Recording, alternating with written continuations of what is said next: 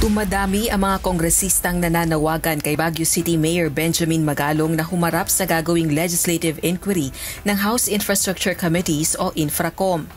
Pinakahuli si House Deputy Speaker at Zambales 1st District Representative J. Kong Hoon. Bago ito, nagpahayag ng duda sa kredibilidad ng isasagawang pagdinig ang Baguio City Chief Executive dahil naniniwala itong may mga mambabatas na sangkot sa katiwalian sa mga proyektong infrastruktura ng pamahalaan. Ayon kay Congressman Kong Hoon, seseryosohin lang ng Kamara ang mga alegasyon ni Mayor Magalong sa mga anomalya sa flood control projects kung formal na ilalagay ito sa record, suportado ng mga dokumento at masusuri sa pamamagitan ng pagtatanong.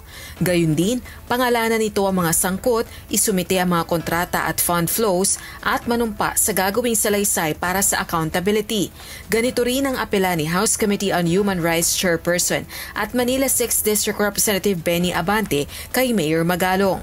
Anya, kung nais ng alkalde na magkaroon ng konkretong resulta, dapat makapagpresenta ito ng matibay na ebidensya para mapapanagot ang mga lumabag.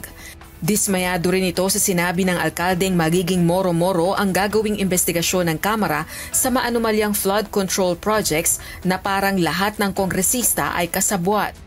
Una nang iginiit ni Baguio City Mayor Magalong na marami rin namang matitinong kongresista pero may mga sangkot sa katiwalian na hindi dapat kinukonsenti. Sila dapat ang mag-apologize sa taong bayan sa kanilang mga pinaggagawa. Isipin mo, alam naman nila na marami sa kanilang kasamahan involved sa katiwalian. Pero nananahimik sila. Alam ko marami rin sa kanila matitino. Yan. Pero masama, no? Pinabayaan lang natin. Pinabayaan. No?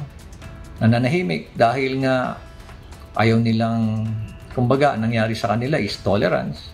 Si House Deputy Majority Leader at Lanao del Sur 1st District Representative Sia Alonto Adjong umapela rin kay Mayor Magalong na pangalanan at maglatag ng ebidensya laban sa mga guilty. Pero hindi dapat kondenahin ang buong Kamara dahil marami rin sa kanila ang anyay inosente. Rosa Licoz, UNTV News and Rescue. Diyos ang aming sandigan, serbisyo publiko ang aming pinahahalagahan.